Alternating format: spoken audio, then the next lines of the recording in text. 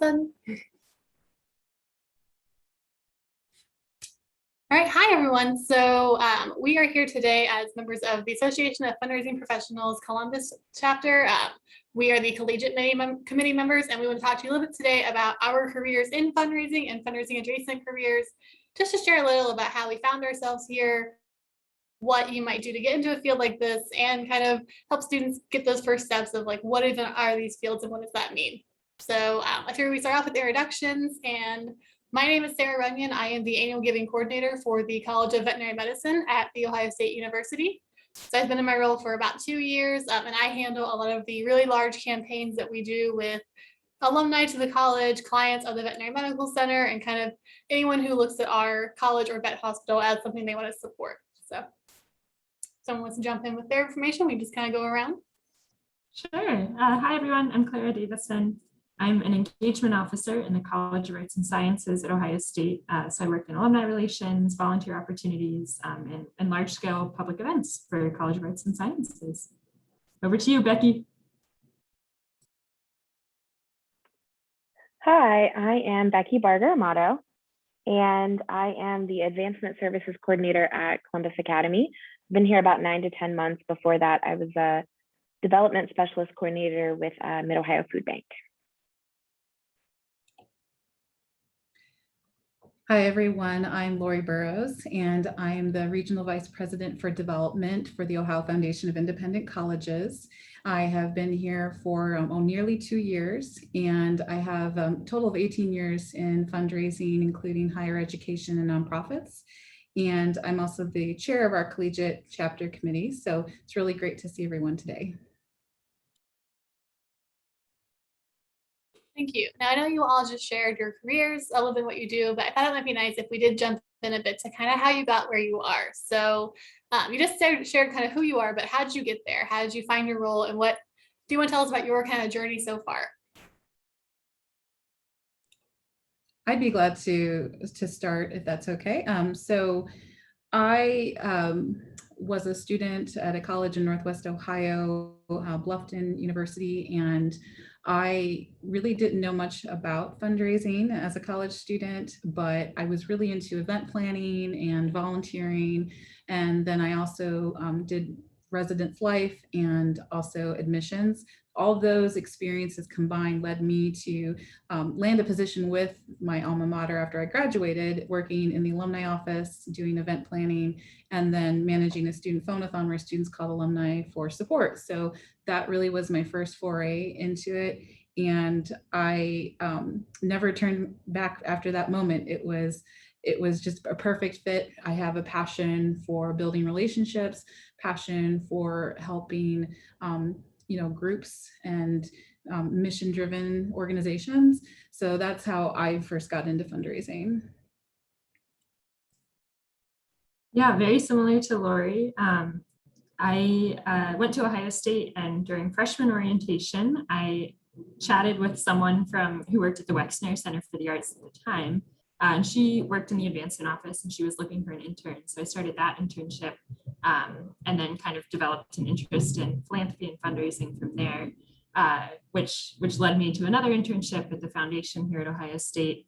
And then my manager from that internship is my current manager.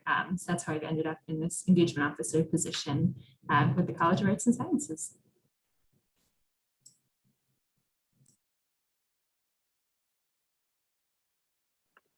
All right, I can go. I was an AmeriCorps Vista for 3 years with the Ohio Association of Food Banks. And during that time, I had a variety of different roles, but part of that was securing donations of food for meetings and for prizes for different events and things like that. So that was a little bit of a start. And then from being there, I was hired at the Mid-Ohio Food Bank in their development office, and realized that I absolutely loved helping all the frontline fundraisers and kind of the backside of all of the events and stuff that development would do. So that's where I got started about 5 years ago, I think. I love that you shared liking the backside of things, Becky, because that's part of what got me into my role. I used to be a teacher, and my big passion was helping students be successful and kind of gain the tools they needed to move forward. But I realized that it's really hard for a student to be successful if they can't afford to be there. So I went to college to work on a graduate degree in higher education administration. I kind of wanted to try to fix the college experience from the inside, and I landed a graduate assistantship in the Office of Annual Giving at my alma mater. And I really just fell in love with the entire process. I've always been really data driven and liked that behind the scenes, like number crunching and looking at trends. So annual giving allows for that. But I also really like to be creative and kind of let my creativity flow and see what we can do. I love sharing donor stories and finding really great experiences that students are having, and then translating that to donors and saying, look what you're making possible. So when I was getting ready to graduate after working for 2 years in the Office of Annual Giving, I found this role at Ohio State. It was a new position, so that offered me the opportunity to really kind of forge my own path and to see where it takes me. And it's been a really wild 2 years so far, but I'm excited to see where it goes from here and just gain an opportunity to grow a little more as an annual giving person and see what that good lets me do. So thank you guys. So knowing how you got to where you are, did you ever consider a career in fundraising or your fundraising adjacent fields for some of us prior to finding yourself in the role? Did it just kind of happen, or were you always kind of planning to be in this area?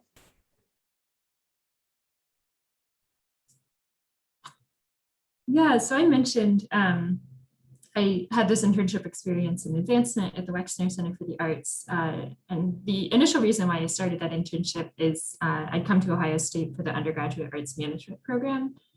So I grew up playing cello. I was really interested in working for arts nonprofits. And Ohio State has this undergrad arts management program, which is pretty unique across the nation. So I came here, completed that internship, sort of recognized that fundraising and philanthropy skills were critical if I wanted to work in nonprofits and nonprofit arts organizations. So I did become really focused throughout my time as a student on fundraising, and I was able to create my own major in the business college that focused on fundraising and sort of, decide on a lot of internships and involvement opportunities from there to develop the skills I needed to get into this career.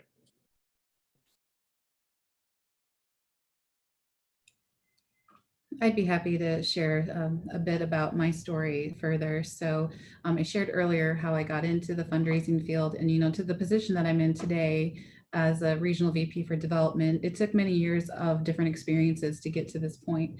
And I did not have any idea how my career would pan out, but my journey has included everything from annual fund work to stewardship, volunteer management with students and alumni, adults, and then event planning, travel, individual giving is the terminology we often use. So doing one-on-one meetings with people, building relationships and asking for major gifts. So really I've done a variety of things over time. And as I continue to do those, I really felt like it was just such a perfect fit for my personality and for my passions. And had I ever thought I would go into this field, there's even so much more I would have loved to have done. I would have loved to have,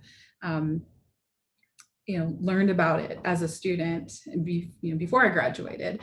But I think once I got into it, I found such a lifelong career that it's been so fulfilling. And in my current role, I work with corporations and foundations to ask them for support for students attending 33 independent colleges around the state of Ohio. So really all those experiences together have led me to where I'm at today. And I'm so glad that I did what I would say is, stumble upon this career field. And I'm so excited about the next generation that's coming up and doing it just as much as I've been doing it. So that's a bit of my experience.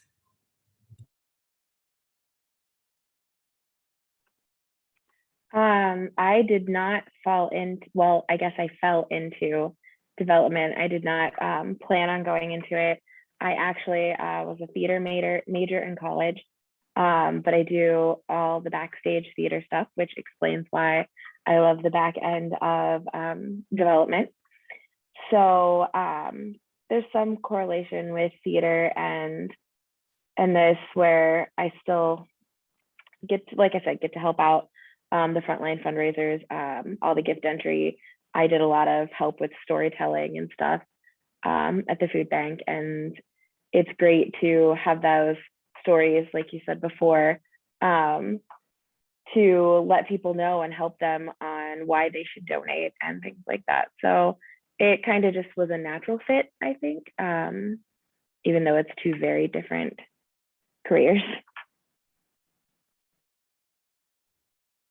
I think for me, it was going to my first case conference after I got my assistantship. I remember being in cases the Council for Advancement and Supportive Education. And I remember being at a conference and talking with other advisors for student groups at the time, and just kind of realizing this could be a career and I could work in a field that lets me kind of flex every little muscle I have and get to work with students, but also get to help support them in ways they may not see, get to work with donors and connecting them back to their alma mater, which is important to me.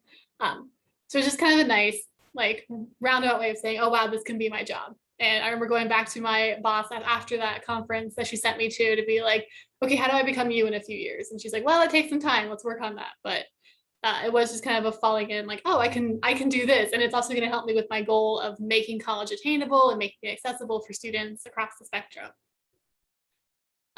So thank you guys for those answers. That's been really helpful.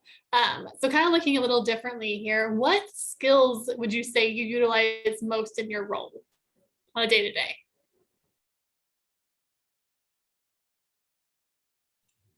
I'd be glad to jump in with that one. So ultimately, a lot of our roles are all about communication. It's the communication you have with donors, the communication you have with your fellow team members on strategies and implementing different programs, and from mailings to emails to research. There's so much you have to do around communication. So I think that, that's an important skill set, and you're really learning how to quickly write emails, learning how to quickly jump on the phone, do cold calling is very important for especially those of us who are externally facing with donors. So cold calling is an important skill set. I would say even a touch of marketing and sales would be very helpful. In fact, if you're someone who's really into marketing, there's so much about the fundraising field that is marketing based that it's a great alternative if you're looking at like a career path. I think another skill set that's very important though is empathy and understanding and listening. So for me, I have to listen to the needs of donors and what they want to accomplish with their investment. And then I need to listen to what our students and our campuses need and make sure I'm going out and telling the best story for them. So yeah, communication, listening, very, very important. But at the end of the day, also one of the biggest skills is courage. And that's the courage to go out there and do this important work and to be brave and ask others to join you in doing it. And once you do, and you get that joy out of them saying yes, that's when it clicks that this is such an important field. So those are some skills I think people should keep in mind.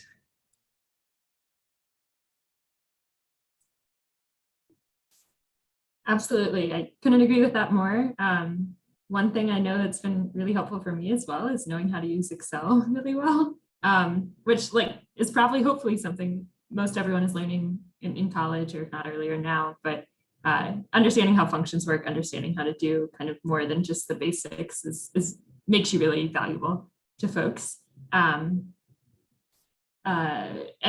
beyond that, I'll add just any event planning experiences you can have, and really having a holistic understanding of a constituent's experience from beginning to close. So even experiences you've had in food service are really helpful and really transferable to fundraising, so you can understand kind of the customer service elements of this work.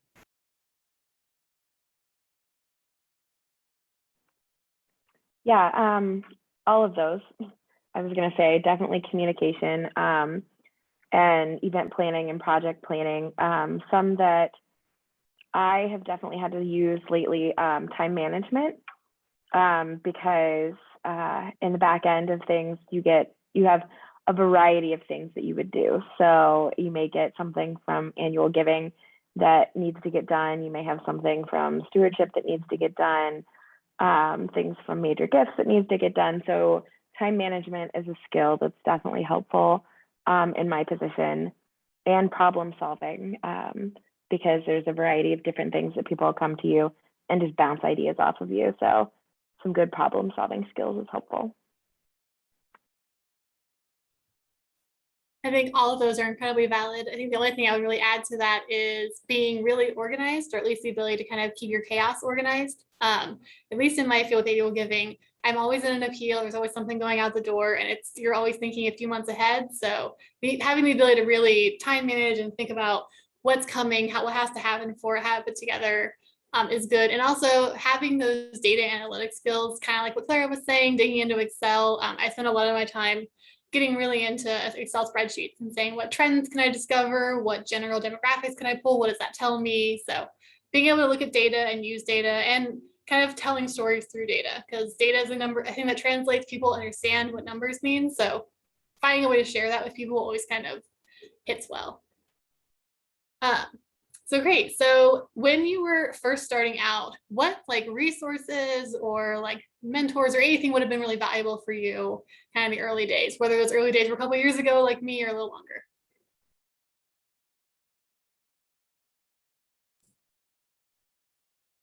I'm happy to go first here. So I might be the youngest person in this group in terms of, I just graduated from undergrad 2 years ago. And one thing that was really valuable to me as a student was joining the Collegiate chapter of Association of Fundraising Professionals at Ohio State. I had some friends through a different student organization who knew I was interested in fundraising, and they got me connected. But it was a really great space to meet folks who were working in all different facets of fundraising all over Columbus, Ohio, and meet other students as well who are interested in these careers, and really understand that there was a lot of opportunity here, and a lot of support if you're willing to seek it out.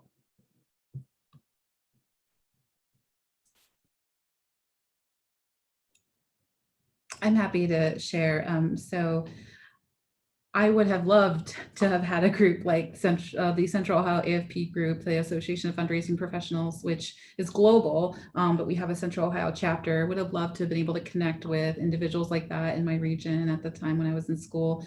Having mentors I could tap. I didn't quite get into that till after I had graduated. And so professional development organizations have been something that's always been very valuable to me in my career. And doing that when I was a student would have really, I think, ignited my passion for that even sooner. And I would have potentially even explored even a multitude of options because of that. So really this career can take you in so many different directions. It can take you all across the country. It can take you all across the globe.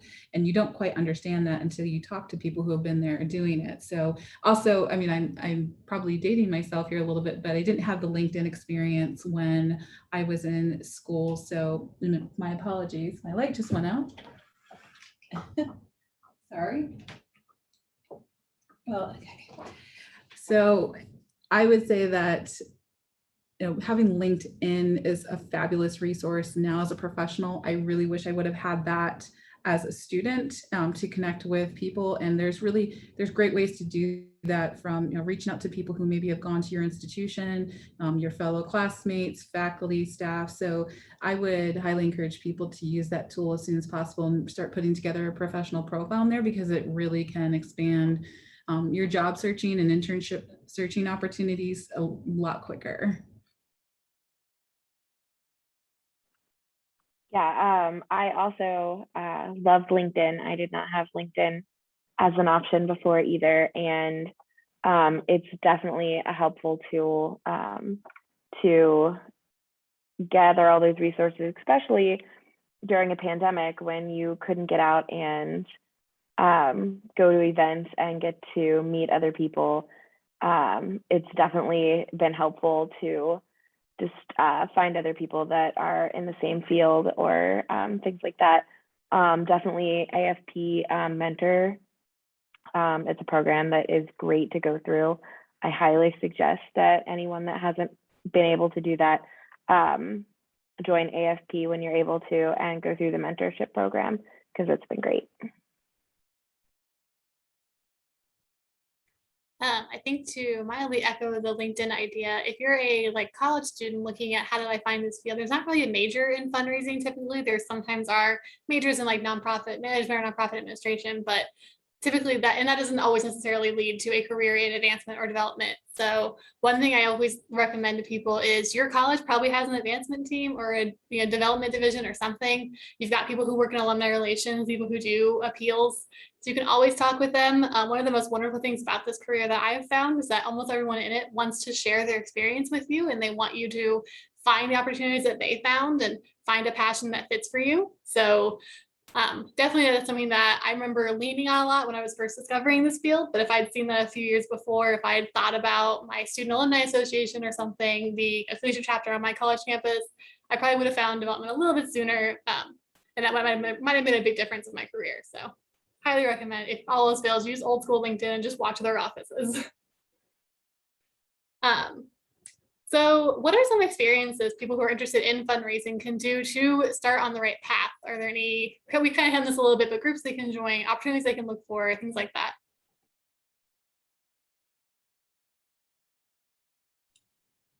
I will start with a couple of different things. One is look for webinars. There's a lot of free webinars available out there. And right now, especially, this is a great time to tap into digital resources.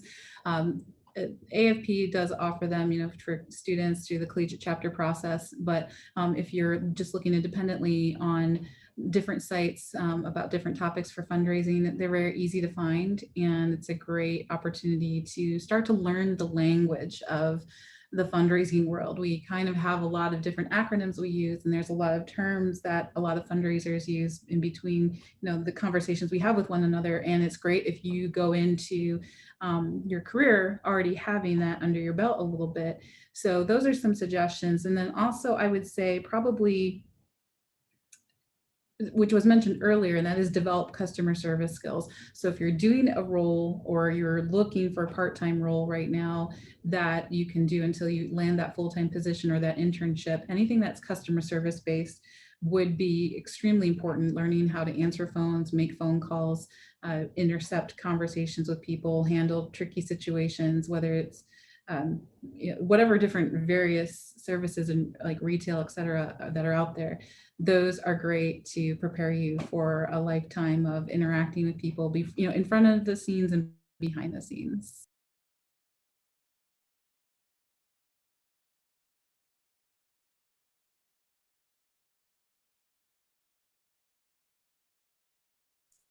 Yeah, I definitely agree with all of those. Some other kind of resources that may be of interest are groups like Chronicle of Philanthropy, subscribing to whatever email newsletters you can from publications that work on philanthropy, and also seeking out, kind of books and other like for fun reading material about philanthropy.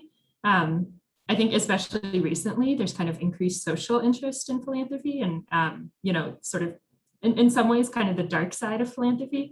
But I think that's really important to think about and to ponder and learn about if you're interested in pursuing this career field. And I think that's also like sort of side note, this is, something that's true of any industry you're in. There's sort of maybe a less lovely side of things, but really understanding that I think is really helpful and helps you do your job better. I'm just going to echo pretty much what they both said, but webinars have been a huge help to me. A lot of times I will just Google like development operations or advancement services type webinars and just see what I can find. Some are free, some aren't, but definitely are they helpful because you get a variety of different people that are on those and different people to learn from. One last area I might recommend is if you're a college student, if your college has a call center, that's always a good job. It usually pays pretty well and it's a great experience. I have colleagues of mine who still to this day reference their time in the call center as just what got them into fundraising. Similarly, if you're in any student organizations, any of those leadership roles are just going to kind of help you learn a little bit about what it means to be a little autonomous. Because I found, at least in my field, that seems to be common. People who are able to work on their own, able to kind of get through projects.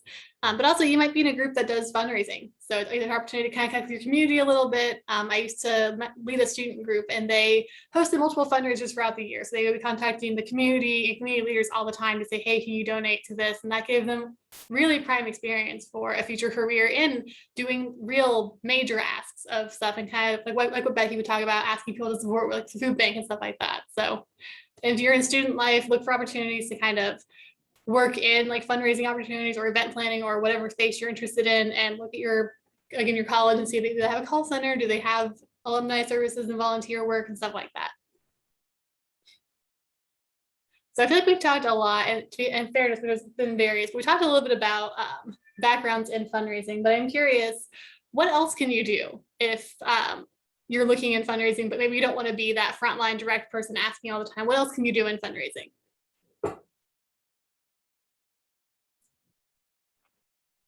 Yeah, so I can, no, okay. Go ahead, Becky. Go ahead. I was going to say I could start with this one because I don't do the direct frontline fundraising. So like I said, it's definitely a great, what I do, I love, like I said, supporting all the frontline fundraisers. So they make the asks, I enter the gifts, I thank the donors, I work with them on monthly donors, things like that. So it's a variety of things. And I mean, someone has to do all the gift entry, and I get to be that person that is often the face of the office because the rest of the fundraisers are out and asking for the money, so they may not always be in. So there's so many other things that you can do if you don't want to be a frontline fundraiser.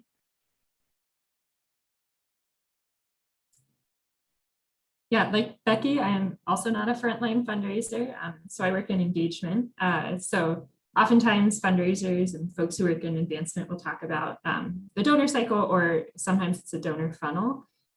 So kind of that folks start out with sort of a baseline awareness of your organization. That would be sort of marketing's work, is trying to share the message and mission of the organization with the broadest possible audience. And then engagement is the next level. So how can we, once you're aware of an organization, how can we connect you more deeply to our mission, so that after you've engaged and come to events and volunteered, then our development officers can ask you for support, and you're already committed, you're already primed for that ask. And then of course stewardship folks thank folks for their giving, and then the whole cycle begins again and continues in a loop. So definitely tons of opportunities. If you're not interested in asking for gifts, and that's everything from marketing, so social media, video production, photo work, anything along those lines, all the way through to stewardship, and of course engagement. So I do a lot of event planning, and I work with faculty really often, which is a lot of fun, to create events with faculty and showcase their research and learn about the cool things that faculty are doing. I will share that there's roles that are research related or writing related. So grant writing is an opportunity where you are putting together a case for support, and that is going out to foundations or corporations or individuals, and you're really creating the story as to why people should invest, or why organizations should invest in your mission. And so if you're really into writing and you're into research, that's a great opportunity. Along the research lines, also, there's a lot of research positions on fundraising teams. So people who will actually search behind the scenes for information about donor opportunities, things that could align with donors, interests for donors, all of that demographic information. That's a huge portion of what makes a fundraising team successful, is the work that the prospect researchers do. And I would highly recommend, if people are very analytical, or if they really want to do a lot of digging into details, that's a great opportunity.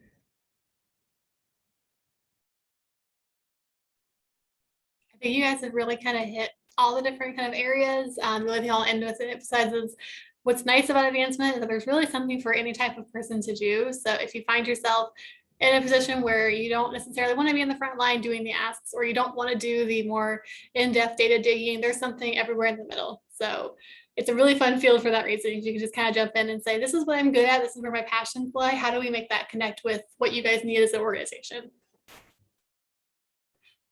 So to kind of wrap up here, one more thing I want to ask about is your involvement in AFP. So like we've said, we're all involved with Association of Fundraising Professionals and especially the Central Ohio chapter. But if we all could speak a little bit to kind of why you were involved in this organization, what benefits you enjoy, what's been kind of a valuable experience you've had, and any advice you might have for somebody listening who wants to be involved with AFP.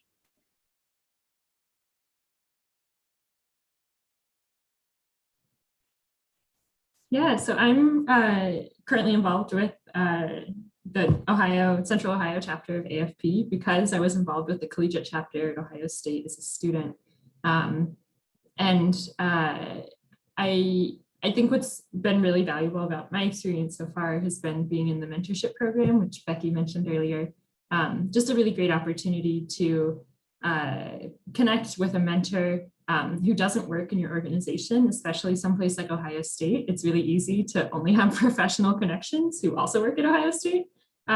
So having sort of a third party who is there and really wants to give you advice and wants to support you and being able to check with them on a monthly basis is really helpful. I'll also add, as a member of the Collegiate chapter, when I was a student, I was able to travel to 2 different conferences with AFP, and both those opportunities were funded through scholarships thanks to AFP. And so I couldn't be more grateful for the opportunity I had to go to New Orleans and then to Cincinnati and to learn from the best and the brightest in fundraising and connect with folks all across the country who I'm still connected with today.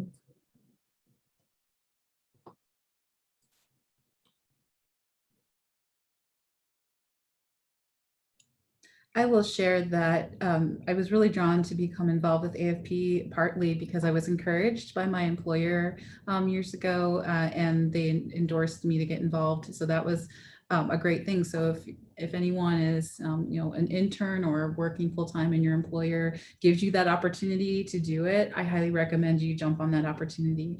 But for me, I really appreciate the networking that AFP offers. It's a great way to really kind of reach out to people who are doing the similar work that you're doing, but share ideas. You can gain a lot. You can also share if you're having a hard day and they can give you a boost. I also was involved with the mentorship program as a mentor, and I found that very fulfilling to be able to talk with a professional who was earlier on in their career and lead them through conversations. So I also endorse the mentoring program through AFP. I will say that as a volunteer-based organization here in Central Ohio, especially, it's a great professional development tool for you as an individual. So for me, like the ability to have a committee and to serve on a committee with other individuals like you all, and then to serve on the AFP board, those are just really great ways to enhance your skill set and to further work on kind of your public speaking skill set and also your ability to, you're doing your work, but it's a little different than your everyday work. So you're still in that realm, but you're kind of thinking differently about approaches, and it helps you kind of just take a step away from your everyday work. I love the webinars. They do a great job with posting jobs, as a job bank that people can search for opportunities that are open. And ultimately, AFP has very high ethical standards. So as a professional, I want to be a part of an organization that has very high ethics and encourages all members to be held accountable to those ethics.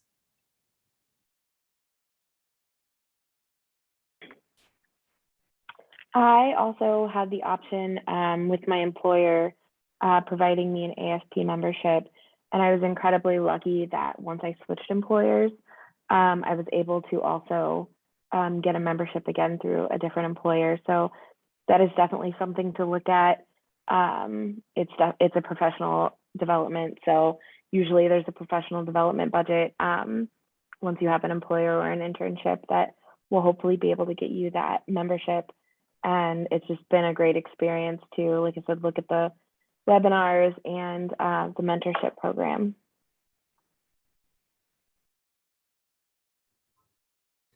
I was able to actually join AFP as a student as well as a young professional, so it has been really great to see the experience. I was in a much smaller chapter in a different part of Ohio when I was a student, so to kind of see the growth and the difference is really wonderful. I agree. I think the mentor program and working with someone who's a little more seasoned in their career and kind of talking with them has been a truly just like really valuable experience. My mentor and I get along really well, and it's been so nice to bounce ideas off of them and say, here's what I'm working on at the large institution I work for, and kind of hear their opinion of how that might work for them, so I can make little tweaks.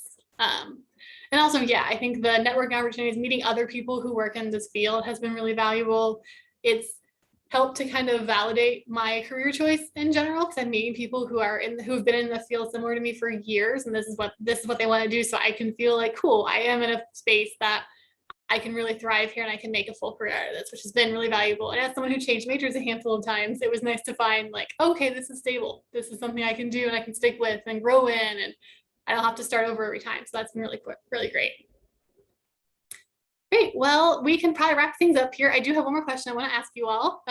So since we did just start our new fiscal year and everything is kind of renewed, I'm just curious, what is one project you're working on that's exciting for you?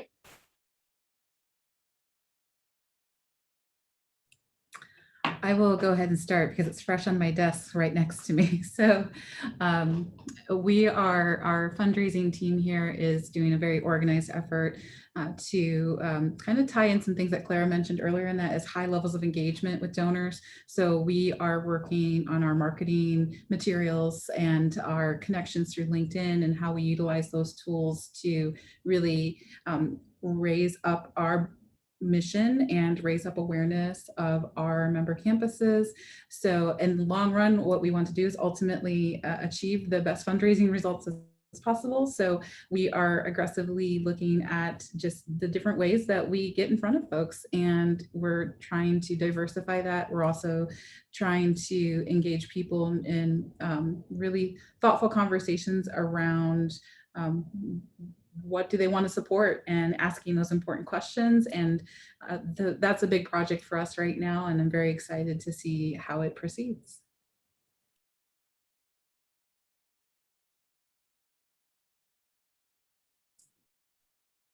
So one of my main responsibilities for the last year or so has been producing sort of large scale webinars that are open to the public.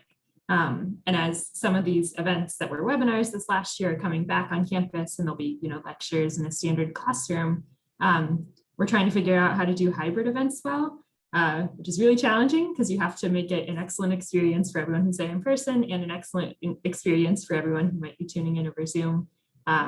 So that's the current project that I'm trying to think through.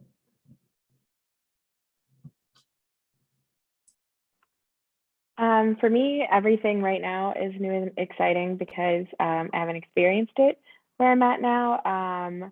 But with it being the end of the fiscal year, closing the books, making sure all of the gifts are in, and I've also never worked in an education setting. So getting ready to do the rollover and adding of new students and new parents and prospect research on those is exciting for my project right now. And I will bring us home with, we are hoping to roll out a new first-time donor thank you program this year with our unit. So we have really, really loyal donors who've been sticking with us for a very long time, and it's wonderful to see their donor journeys and see that growth. But we've had an influx of a lot of donors who support us for the first time last year because of our efforts and everything we did. So I'm really excited to look at a new way to steward those individuals and make them feel like a really valued member of our donor community, because they certainly are.